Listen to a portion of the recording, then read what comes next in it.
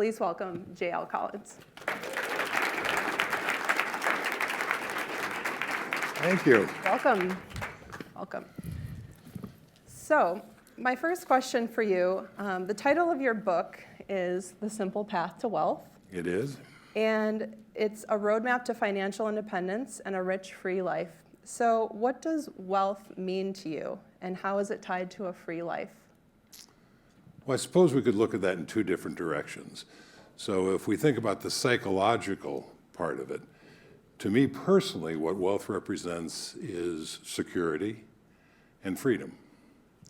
So security to protect you from what the world can throw at you, and freedom to chart your own path in a way that you couldn't do without the resource.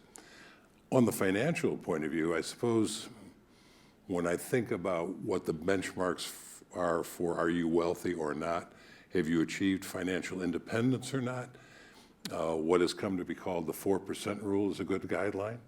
That comes out of a thing called the Trinity study. And without belaboring that point, it simply suggests that if you have enough assets that 4% of that amount can cover your annual expenses, you can consider yourself financially independent. So you can work at it from two different directions. You could say, well, I have $1 million, so 4% of that is $40,000. Can I live on $40,000 a year or not? And therein lies the answer to your question. Or you can look at it from the other direction. You can say, I need $40,000 to live on, so how much do I need to be financially independent? You multiply 40,000 by, as it happens, 25, you get $1 million, and there's your answer. So it really depends on what your needs are. Gotcha. And why is it important to keep the path simple? I think there are a lot of folks tuning in or folks in the audience who have read financial independence books, and maybe their eyes roll back in their head because they just can't make sense of it all. So why is it important to keep it simple? Well, that's one good reason. But the reason that I prefer keeping it simple is simply more powerful. Simple is what gets you the best results. And in this case, when I talk about simplicity, I'm talking about index funds and specifically broad-based stock and then bond index funds when you bring them into it. There are a lot of reasons that simplicity is an advantage. It keeps your costs low. It keeps your life simpler. It makes things, when the time comes, easier on your heirs. But the most important thing is it is the most powerful way to reach financial independence. People who come to my blog are always, I get two kinds of readers of my blog. People who are really into this stuff, and they always want to tinker. And that's not who I'm really writing for.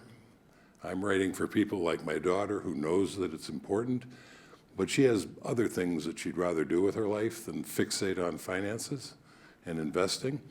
And so when you have a simple path, you can just get a couple of things right. You'll have a very powerful performance. You will outperform the vast majority of professionals out there. And I'm fond of saying to those people who want to tinker, if I thought there was a way to successfully tinker and do better, then that's what I would have written the book about. And in fact, I wasted a couple of decades trying to find that. Gotcha. So you have a blog, jlcollinsnh.com. If folks are interested in your content, should they begin with your blog or your book? Well, I would suggest that if you don't know anything about me or this concept, I would go first to the blog. And I would go to, there's a button at the top called Stock Series, and the blog is best known for my stock series of posts. And when you click on that button, it will take you to an introduction, and in that introduction is a link to what I think is the best review of my stock series that's been done. And not best because it's most favorable, but in my view, most accurate. So you can click over to that and read that brief review, and after reading it, you'll know very clearly whether this is going to resonate with you or not, and whether it's worth your time. So I'd start there, and then I would read a couple of the posts. And then if you like what you read, you can consider going on to the book. There is nothing in the book that's not in the blog, so you can get all the information just by staying on the blog. The book is more concise. It's better organized because the posts in the blog came organically as they occurred to me or were suggested. And the book has the advantage of being better organized. It's more concise. And I spent more time polishing the writing, so I hope that the writing is more polished, but I'll let you'll make it the judge of that. Got it. And thinking back to the early days of your own investment history, how did you learn all this stuff? How did you learn to invest? Well, I did it the hard way. I mean, trial and error. I spent, as I alluded to earlier, decades trying to do things that were not. What's seductive about this is that they were subpar, but not bad performance. I tell people that long before I discovered or embraced index investing, I had reached financial independence. So I reached financial independence by picking stocks and picking mutual fund managers, active managers who could pick stocks or thought they could pick stocks. So it can be done. The problem with it is it's more expensive, it's more time consuming, it's not as effective as indexing. So I would have been much better off if I discovered indexing earlier. The great irony is that Jack Bogle, who was the founder of Vanguard and the inventor of the first index fund available to the public, launched that fund in 1975. 1975 was the first year I started investing. I'd never heard of Jack Bogle or Vanguard or index funds when I started. It was 10 years before I heard of them, and then it took me a disturbingly long time to embrace it. And so I went down, so people say, how do you know all this stuff? And it's, well, because I made just about, if you can think of a mistake you can make in investing, I've probably made it. So to the extent that I know anything, it's from my mistakes. So speaking of mistakes, what do you think was working in your favor versus working against you as you were trying to figure this out on your own? Well, I think the main thing that was working against me at the time, and that is working against everybody listening to this, is there is a large industry, Wall Street, whose drumbeat is counter to our best interests, and that is based on making this as complex as possible, putting out a siren song that you too can be Warren Buffett, you too can pick stocks, you too can outperform the indexes. Only if you're willing to pay us for the privilege. And that's a very seductive message because everybody wants to think that they can be above average and outperform. But you're in a room full of above average people. Well, right. But maybe not in investing. Okay. Now, the irony is if you invest in index funds, and of course the slam that active managers put against index investing is that you will only get average returns. That's a little bit misleading because, yes, the index gives you the return of the market overall, but that return is far above average. Index investing, based on the research that has been done, outperforms, depending on what numbers you look at, 80 to 85% of active managers over a 15-year period of time. If you research out 30 years, the number of active managers who can outperform the index is less than 1%. That's statistically zero. So when you invest in the index and you're getting the average performance of the market, you're actually getting the best performance that you can expect by a long shot. Gotcha. And so what was working in your favor? I think what was working in my favor is I continued being curious, and I continued trying different things, and I continued researching. And indexing, which was first put in front of me in 1985 by a good friend of mine, there's something about it that is very counterintuitive, and I think particularly for smart people like the people in this room and the people listening, because you look at it and you say, well, indexing says I buy every stock in the index. And yet, if I can only just not buy the obvious dogs, I'll outperform. I mean, outperforming seems like it should be so simple. But the problem with that, or even if I just buy the top performers, and not even buy the mediocre or the low-performing ones, obviously I'm going to outperform. And yet you look at that research that says that doesn't happen. And of course, the reason it doesn't happen is today's dogs are sometimes tomorrow's great turnaround success stories. And those that are flying high are the stories of how they crash and burn. So there is no way to know what is going to happen with specific stocks, and it is just way too easy to guess wrong. So one thing that struck me about your blog and your book is how specific the advice is. So in other books or websites I've tried reading in the past, the advice was always really vague, like invest in mutual funds. And it would leave me thinking, well, which one and how much? So why do you think other authors' advice is not very specific? Well, I'm not sure I can answer that because I can't put myself in the heads of other people. Maybe I can answer it by telling you why my advice is what it is. And that's because I didn't write this blog to have the international audience that I have today. It never occurred to me that that would happen. I had started actually writing a series of letters to my daughter about financial things I wanted her to know. And I shared it with a business colleague of mine. He said, you know, Jim, this is kind of interesting stuff. You might want to share it with your friends and family, and a blog would be a good way to do that. And this is in 2011. I like the idea of a blog because it occurred to me that it would be a great way to archive the information. But I didn't have a plan to create a blog as a business or as a successful way to reach a broader audience. It was just to archive the information I wanted my daughter to know. And that was basically what mistakes I've made, what's worked, what's kicked me in the ass, and what I think specifically she should do. And so I think that's why my advice is so specific. These are the things that I'm doing now. These are the things I wish I had done in 1975, or at least in 1985 when I became aware of indexing.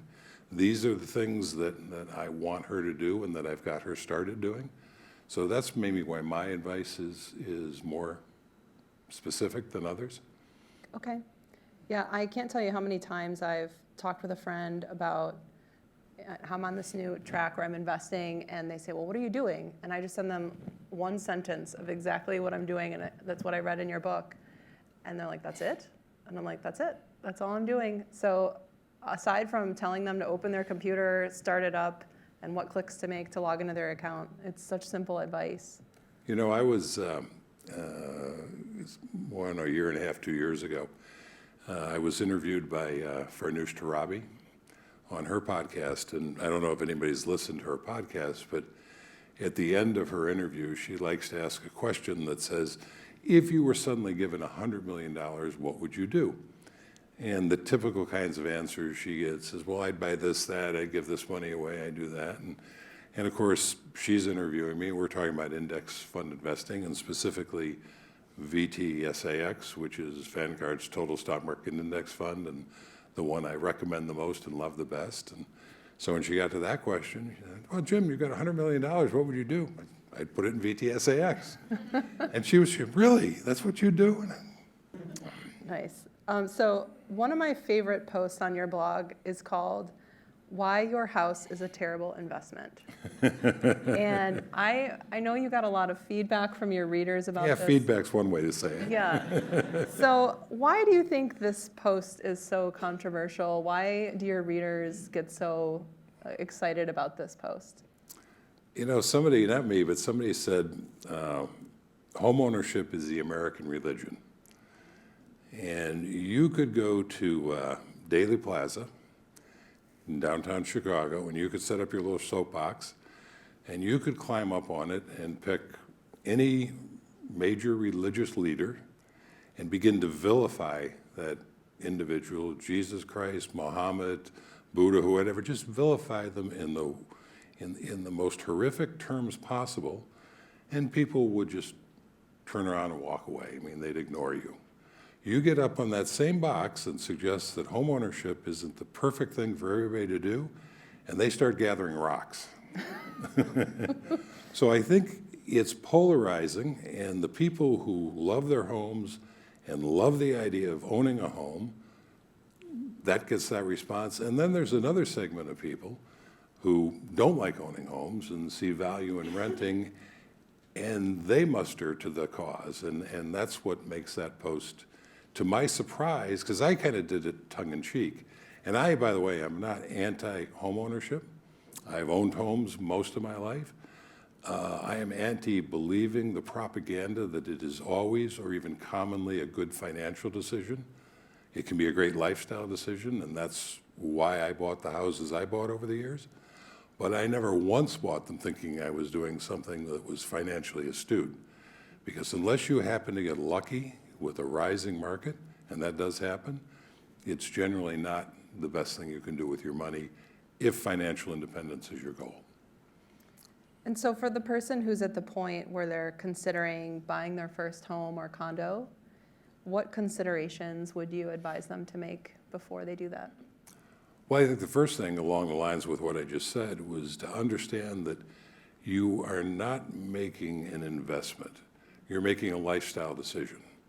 In my manifesto on my blog, one of the things that I say is something to the effect of all of our decisions don't have to be driven by financial considerations, but you should always understand the financial dynamic of what you're choosing to do.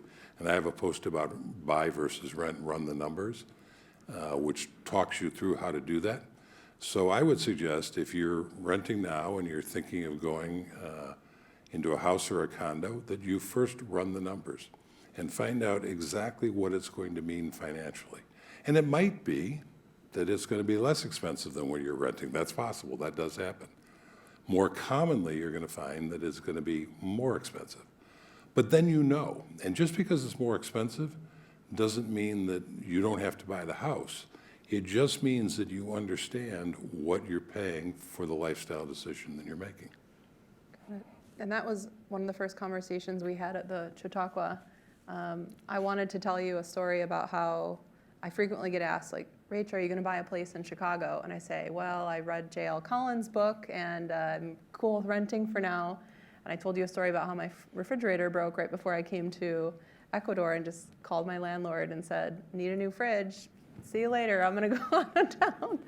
So other than this post called Why Your House is a Terrible Investment, is there any other posts on your blog that's generated a lot of feedback or controversy from your readers? Well, that's the one that's generated the most controversy because it's such a hot button topic. Less controversial, but very popular. Probably the two that are most popular is How I Failed My Daughter and A Simple Path to Wealth. And that was one of my earliest posts. And in that one post, I kind of sum up the whole content of the blog and the book. So that's popular.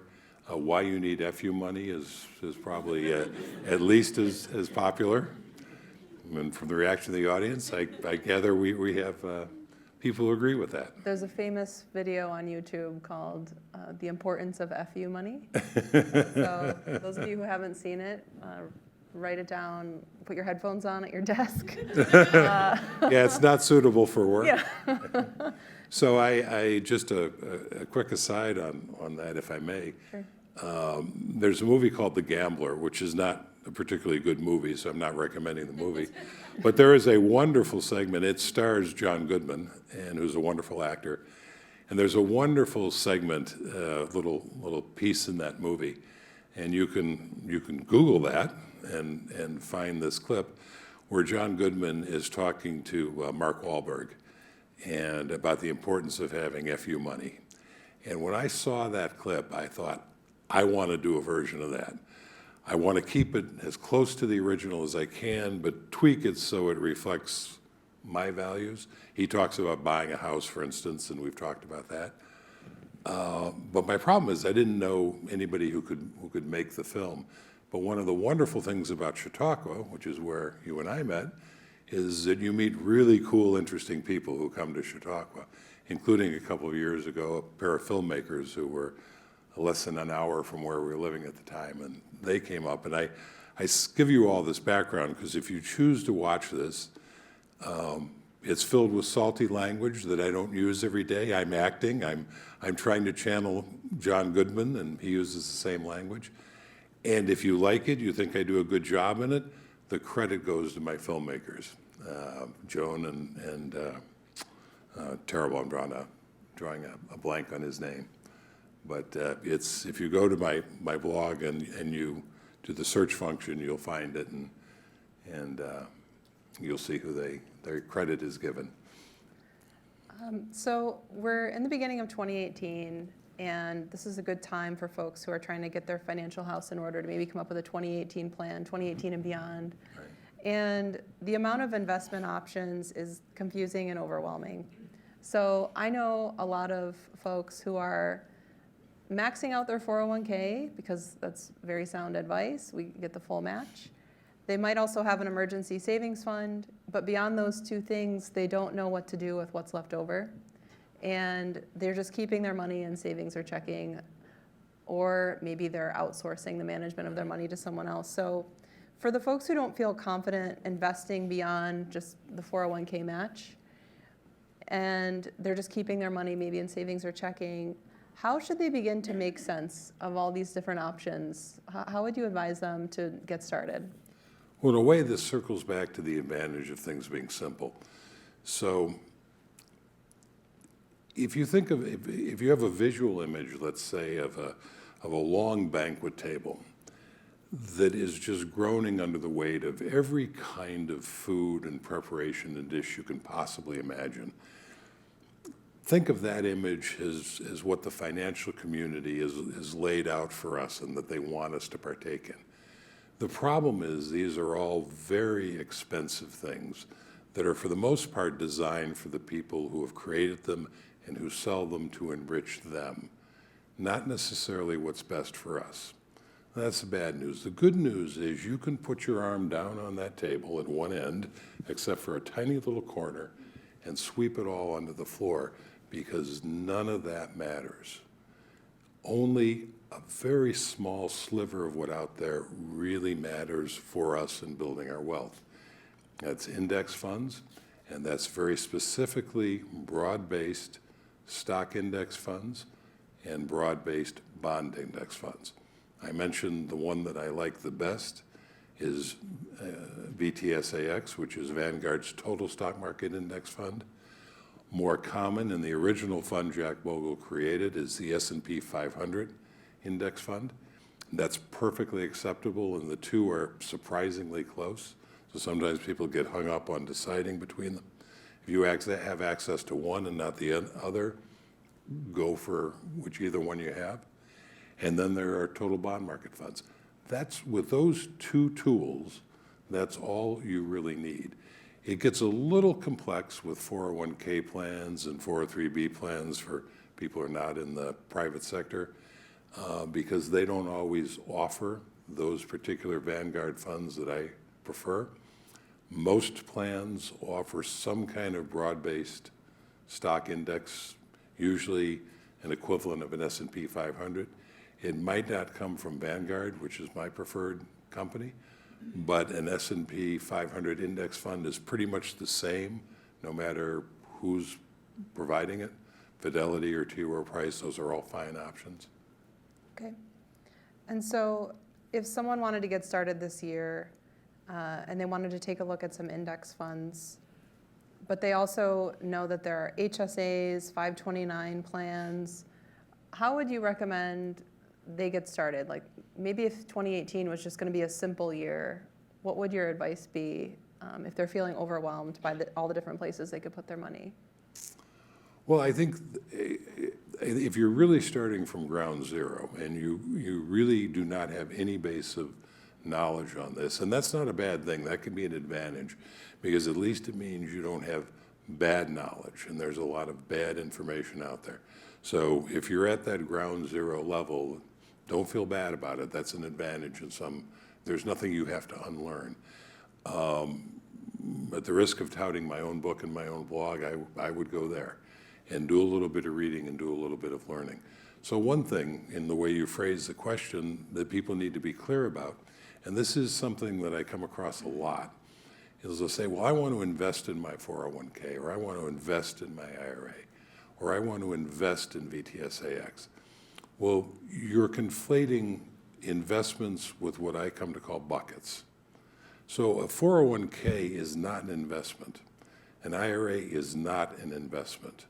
A TSP plan is not an investment. Those are buckets in in those buckets, you hold your investments. Investments are things like mutual funds and stocks and bonds. So those are the investments that you choose to put in your bucket. So if you have a 401k, as you do at Google, and I have no idea what your 401k looks like, but you will have a list of selections of investments you can put in that 401k bucket.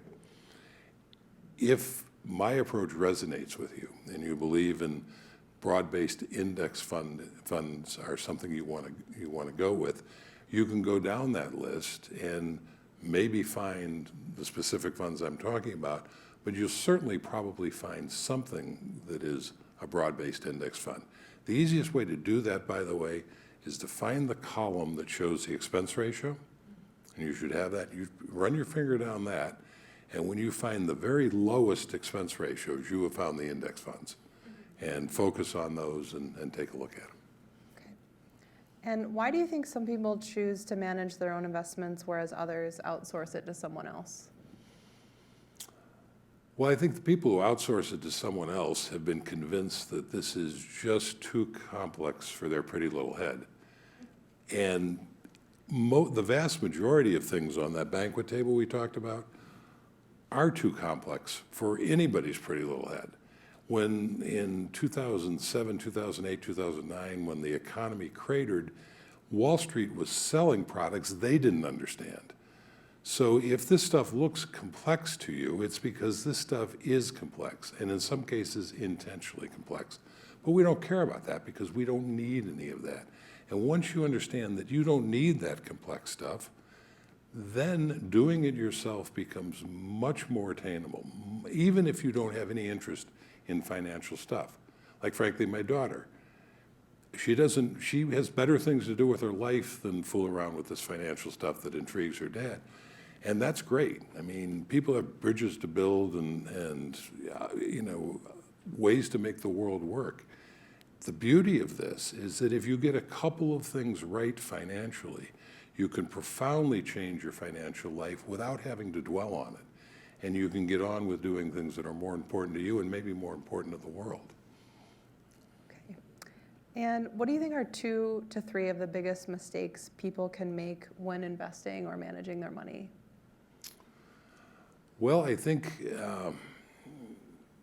2 come to mind immediately. One is thinking that you can pick individual stocks, and by extension that you can pick people who can pick individual stocks, that is, people who run actively managed mutual funds. One of the comments that makes my skin crawl is when I hear people say something like, well, Warren Buffett became a billionaire picking individual stocks. I'll just do what Warren did. As if. As if. There is a reason that Warren Buffett is famous, because Warren Buffett has managed to do something that is extraordinarily difficult to do. The ability to do it is extraordinarily rare. And the hubris to think, oh, I'll just go and do what Warren has done, is, to me, stunning. It's just absolutely stunning. And the research indicates that while Warren has done it, as we talked about, you go out 30 years and less than 1% of people trying to do it who have survived that long have accomplished it. So I think you need, and I bring this one up first because this was my own stumbling block. I just kept believing that I could pick people who could pick stocks, and I believed that I could pick stocks. And because every now and again I'd get it right, and maybe I got it right more often than I got it wrong, that feeds into that belief, and that's the thing that made me reluctant to pick up indexing. But the truth is that the few times I got it wrong dragged down my performance to where, and this is what happens to the vast majority of people trying to do it, to where I would have been far better off with the index, far better off. So trying to pick individual stocks and managers is number one, maybe, not necessarily in order. The second thing is trying to time the market. And you can't turn on the financial news or open up a financial periodical without finding somebody who's telling you definitively where the stock market is going next. Nobody knows. If you could accurately do that with any consistency, you'd be far richer than Warren Buffett and far more lionized. It would be magic dust. Nobody can tell you where the market is going. You just can't predict the market. And trying to is a fool's game. So Fidelity Investments did a little piece of research, I think about a year and a half ago, and they were curious as to what group of investors in their funds did best, because the research indicates that the people who invest in a mutual fund outperform, or underperform rather, the performance of that fund. And you say, well, how's that possible? If they're investing in the fund, their performance should match the fund. The reason they underperform is they try to dance in and out. They try to time the market. So when Fidelity did this research, they determined that one group of investors did significantly better than any other group who owned their funds, and that was dead people.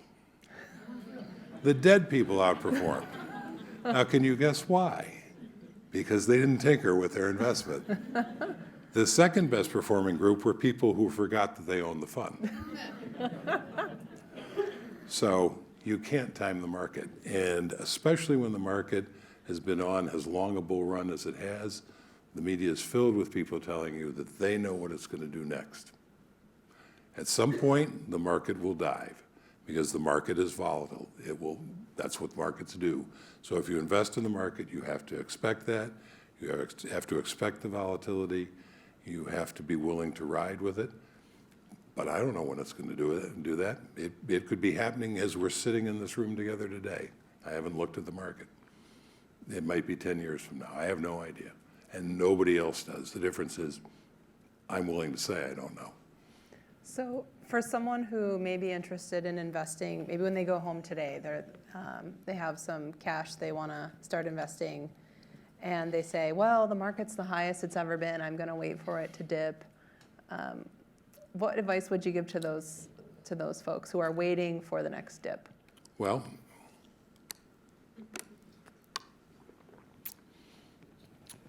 if we went back to March of 2009, which was when the market bottomed and its collapse,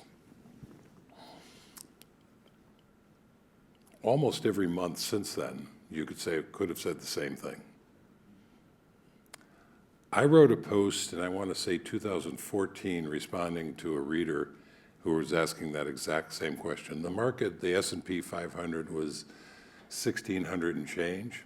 And this reader was saying, how can I possibly invest? How can I possibly invest? It's done nothing but go up for the last 5 years, and here it is at 1,600, and it bottomed out at, I want to say, 600 and something. And where are we today? Now, I didn't know that at the time because I didn't know where the market was going to go, but you just don't know. You can't predict the market. And by the way, it's become fashionable to suggest the P ratios or Shiller P ratios, give some insight into this. In that post, it's called Investing in a Raging Bull. It's in the stock series. I just put a link to a post I came across, very well done, where the guy analyzes where the various P ratios were at the beginning of drops. And there's no predictive correlation there to be had. So you just can't know. I also have a post called "Why I Don't Like Dollar Cost Averaging," and in summary, dollar cost averaging is the idea of putting in a little bit of money at a time over a period of time. The problem with that is that unless the market conveniently goes down while you're doing it, you will have been giving up gains rather than avoiding losses. And the thing that really bothers me about it is at the end of your investment period, where you have finally deployed all of your money, who's to say the next day isn't the day the market takes its big plunge? So you have $120,000 you want to deploy, and you say, I'm going to do it over the next 12 months. And I'm going to put $10,000 a month in, and I'm going to avoid that risk. You're not avoiding the risk. You're just delaying the risk until you put that final $10,000 in. Now, if you get lucky and the market plunges, you'll pat yourself on the back. But understand that's only luck, because nobody knows where the market is going. There's a saying that the best time to have invested was yesterday, and the second best time is today. That's great advice. It's time in the market is more powerful than trying to time the market. Time in the market is more powerful than trying to time the market. I like Well that. said. I like that. So we have one more question for Jim, but for folks who have live questions, feel free to line up at the mic. And we also have a Dory at go/Jim-Dory. So my last question before we turn it over to live questions is, there may be folks in this room who have a New Year's resolution to get their financial house in order. And they may be one of the folks who, have a lot of cash in checking or savings, or they just are so overwhelmed by this stuff that they don't even know where to begin. So what would you say are just the key takeaways they should focus on when they leave this room? Well, again, I would encourage anybody in that, but if you're sitting on that much cash, and I'm assuming that amount of cash represents a large part of your net worth, because money is relative, but if you're sitting on $100,000 as an example, and that is a large part of your net worth, that indicates that you're not comfortable investing, and that's fine. So the first thing you should do is educate yourself. And you can start with my blog or my book and see if that resonates, and go from there. If you find it doesn't resonate, then there are a lot of other sources out there. But educate yourself first. But if you're prepared to, and some of the posts that I referenced are in the stock series, so you can read about investing in a raging bull, you can read about dollar cost averaging. But once you decide to invest in stocks, you have to accept the fact that the market is volatile. The market, at some point, the market will go down. Now, whether it goes down 10% and continues going up, 20%, who knows? Nobody knows. But the market, you can count on it being volatile, and at some point it'll go down. And you have to come to terms with that. And you have to be absolutely sure that when that happens, not if, but when, you don't panic. Because the only way you lose is if you panic and sell at the bottom. Now, trust me when I tell you, because I've lived through a few of them, when the market is taking one of its dives, it's ugly, it's painful, it's scary. It's easy to sit here now and say, well, I'll stay the course. But it's not so easy to do it when it's happening. So the first thing you need to know is, or first thing you need to resolve, it seems to me, in your own mind, in your own heart, in your own gut, is that when that happens, that selling is not an option. It's just simply not an option. Now, in my world, I divide the times in our life between wealth accumulation and wealth preservation stages. In a more traditional point in time, that might have been, well, when you're young and you're working, that's your wealth building stage. And then you get to 60 or 65 and you retire, wealth preservation. But these days, people step in and out of careers on a routine basis. So you will go from wealth preservation to wealth building and back several times. I know I did in my career. When you're doing that, there are two ways you can mitigate the volatility of the market and actually use it to your advantage. When you are in the wealth building stage, you have earned income, and if you're aiming to be financially independent, a large portion of that income is being diverted into investments. So that means on a regular basis, you are putting substantial amounts of your income into the market. That, by extension, means when the market drops, you're getting to buy things on sale. Now, you're not going to try to time this because we know we can't do that. But what it does mean is that when the market drops, you should celebrate because, oh, I'm getting to buy, when I put that extra $1,000 or $10,000 or whatever it is in each month, I'm getting more shares in my VTSAX than I would have gotten otherwise. The volatility works to your advantage in that fashion. So you sleep easily at night because you don't care what Mr. Market's going to do. Now, when you move to the wealth preservation stage, you no longer have that income stream to smooth the ride. And that, in my world, is when you add bonds. And bonds become like ballast in your sailing ship, where your flow of income was before. Now you're going to replace that with the ballast of bonds. And that means that when the market plunges, the stocks plunge, and you reallocate to stay at whatever allocation you've chosen, you'll be selling bonds which have gone up as a percentage of your portfolio. Let's say, as I do at the moment, you have 30% bonds, 70% stocks. Well, when stocks plummet, that percentage of bonds is going to go up. You sell some of those bonds and you're buying those stocks at lower prices, just like your cash flow was allowing you to do it before. When stocks go back up again, and suddenly that percentage of stocks starts to outweigh where you want it to be, it gets above 70, you start selling some of those off to replenish your bonds. With those two strategies, you no longer have to care whether the market is going up or down, because you know that over time the market is going to go up, and you've eliminated the concerns with volatility. So I would embrace those two concepts. Understand that you don't ever sell in a panic just because it went down. That is simply not an option that you will ever consider. And then, depending on which stage you're in, either use bonds or use cash flow to smooth the ride. All right, we're ready to go to some live questions. Thank you for coming. So I just had two questions about the future. So number one, You are addressing the wrong guest. I'll try anyway. So earlier in the talk, you mentioned a very simple sentence: what do you do with your money? Put it in VT, SAX, or a similar fund. So that one sentence, it seems like you can do that in a matter of a few clicks, Absolutely. an individual. So my question is, about the financial advisor system, the kind of the larger system where you're calling someone on the phone and having them essentially do the exact same thing. My question is, how do you see that changing as the world becomes more financially educated?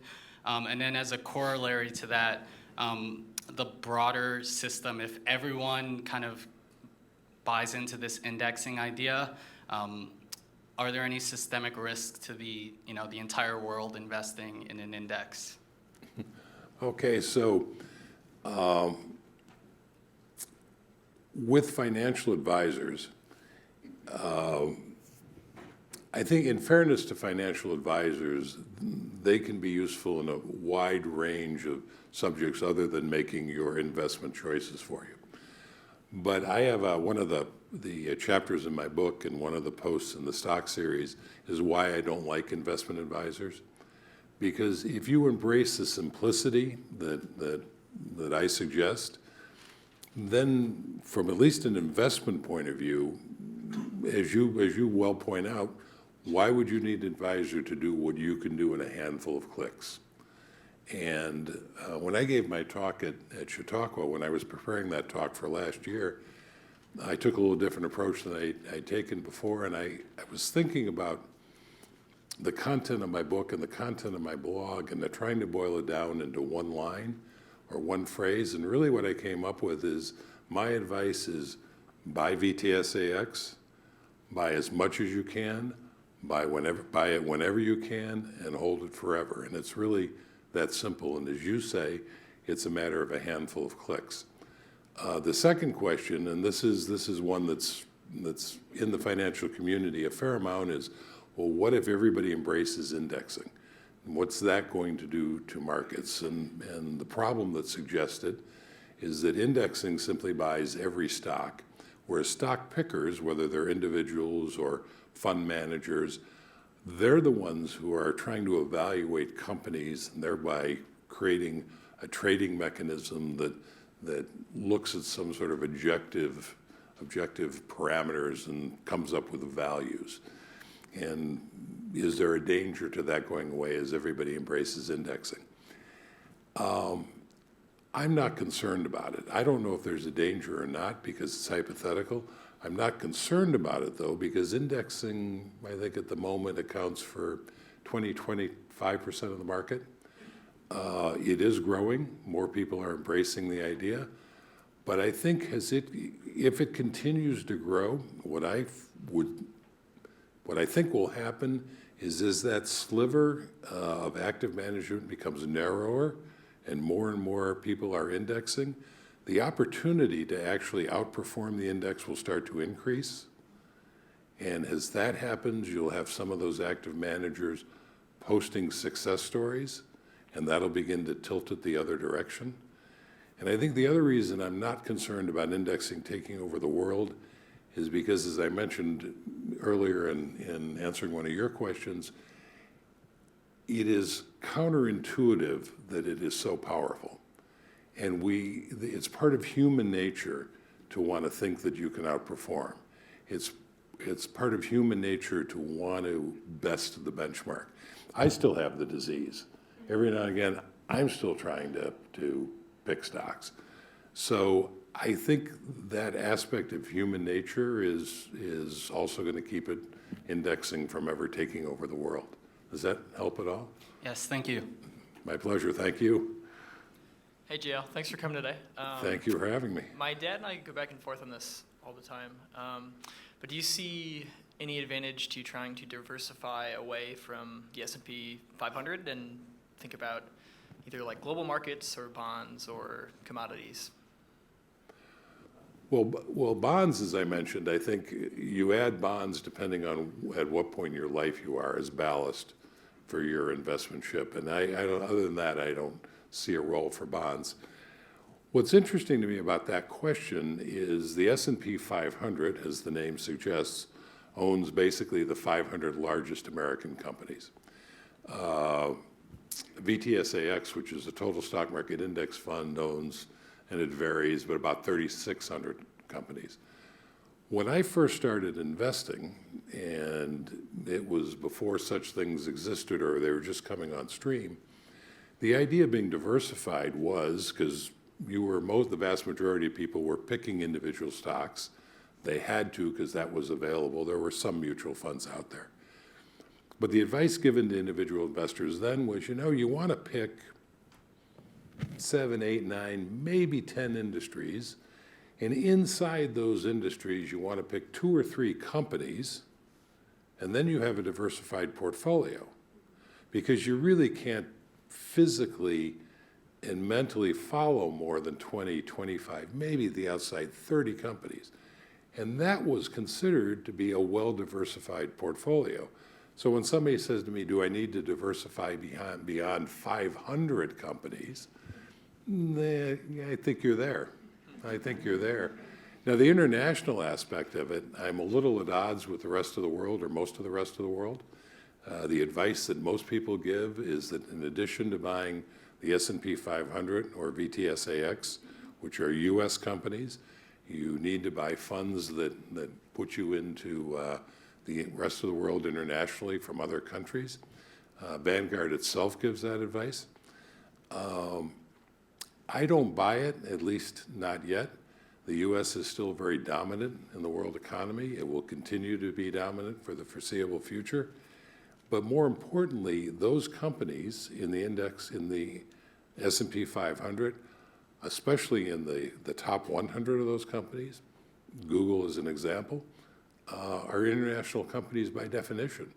So if you're investing in the S&P 500, and of course the S&P 500 is 80% of VTSAX, you by definition are invested in the world. All right, well, you just proved my dad right, so. Before we take our next live question, I want to go to the top voted question on the Dory. So the question is from Stephanie here in Chicago. She said, a lot of Googlers receive a significant portion of compensation in Google stock. Oftentimes there are strong camps who never sell a share or those who sell it all and diversify immediately. What are your thoughts on holding the Google shares since we're all extremely invested in the success of Google? Well, that's a politically loaded question. Somehow I think I should say, hold Google. But that's actually not my opinion. And that has nothing to do with, by the way, Google stock or what I see as the future of Google. The problem I have is in looking at the question, when she says we're all extremely invested in the success of Google, that's a great thing. But that's also an emotional thing. And I think you need to separate your emotions from your investing. So you all want to see Google go forward and succeed and prosper. It is your career. It writes your paychecks. And therein lies the problem, because when you are also invested in Google, you have more and more eggs in that one basket. I don't know what the future of Google is, and nobody really does. Everybody in this room, presumably, and in the organization is striving to make that future wonderful and profitable, going on indefinitely, and have done a wonderful job so far. But the world is filled with people who are trying to eat your lunch. I think back to General Motors. So when I was a kid, in the 1960s, General Motors, who was kind of had a rough go of it in most of your lifetimes, in the 1960s, the federal government was on the verge of breaking up General Motors because nobody else could compete with them. General Motors was so dominant that the government was concerned that no other car company would be able to compete, and they would have to step in, and they were specifically talking about splitting off the Chevrolet division, which was just huge and dominant. Well, of course, history tells us two things. It tells us, one, the government chose not to do that, and two, that they didn't need to worry, because the world was filled with places, with other companies waiting to eat General Motors' lunch the moment they slipped up, or simply the moment the competitor figured out a better way to do it. So you have to be very careful in putting all of your eggs into the same basket where you work. Going back to the question the gentleman asked earlier about the S&P 500, I would rather own the S&P 500, or at least have the bulk of my net worth in the S&P 500, because now I don't have to guess who's going to win. Because the losers fall off and the winners go on and prosper. One of the beautiful things about the index is what I call it is self-cleansing. And by that what I mean is that if you look at any specific company in that index, you can only lose 100% of that company. But any other company in that index, and Google's a wonderful example of this over the last few decades, can grow exponentially. There is almost no limit to how far it can grow. So that's kind of a winning combination.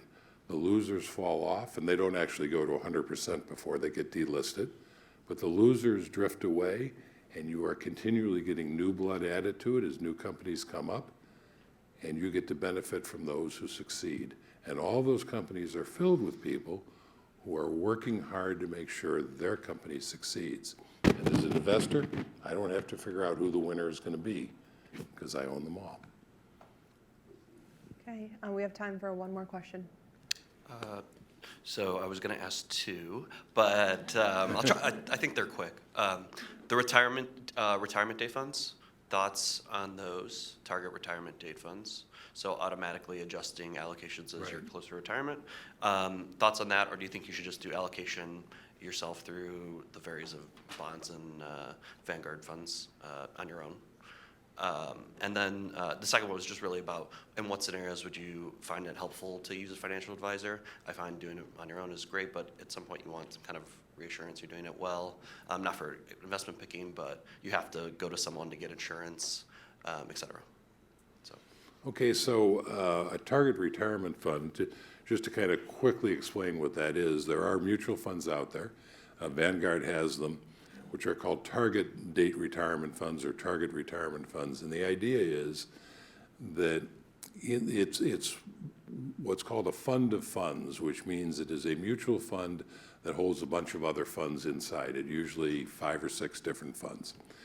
And with a target retirement fund, you pick a retirement date and you buy the fund, and as the gentleman just indicated, you can hold it forever, and automatically, the closer you get to that retirement date, the more conservative the fund allocation will become. That is to say, typically the more bonds they will add. So the idea is you never have to adjust your allocation as you get to it. Now you can adjust, so some people say, well, gee, I might want to be more aggressive or less aggressive than the retirement fund.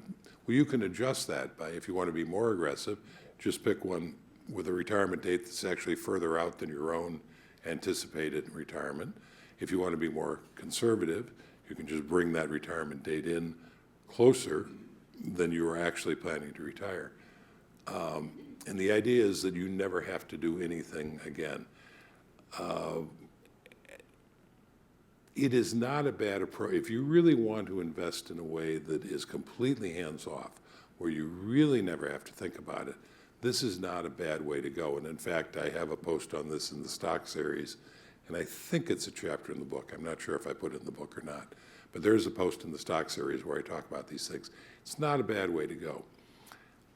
What I suggest to people is that if you can read through my stock series and you're comfortable with what you read, or you read my blog, or my book rather, and you're comfortable with what you read, it is less expensive to simply do the allocation yourself. And it's not very hard. It doesn't take much time. And that's the way I would encourage you to go. But on the other hand, if you read through the stock series, or you start reading through it and you say, you know what, I just really don't want, this is just not my thing. And there are topics, by the way, in my life that I would have that reaction to. Then just skip down to the post about target retirement funds, and you can be done, and it won't be a bad thing to do. And the second thing, real quickly, in terms of financial advisors, again, I don't think you need them. If you follow an approach like mine, which is simple investing, you don't need them for that. But there are other aspects where they can be useful. The problem with financial advisors is while there are good ones, there are a lot who are not. And they're not for a couple of reasons. One is simply they're not that competent. But the other, and a little more insidious, is that their interests are not necessarily aligned with what's best for you. So if you read my post on why I don't like investment advisors, one of the conclusions I come to is by the time you know enough to choose an investment advisor wisely, had you invested that time learning it yourself, you would know enough to do it on your own. Thank you. Thank you. We're out of time. Thanks for coming to Google Chicago. It's been a pleasure having you. It's been a pleasure being here. Coming. Thank you. Thanks, Tim. My pleasure.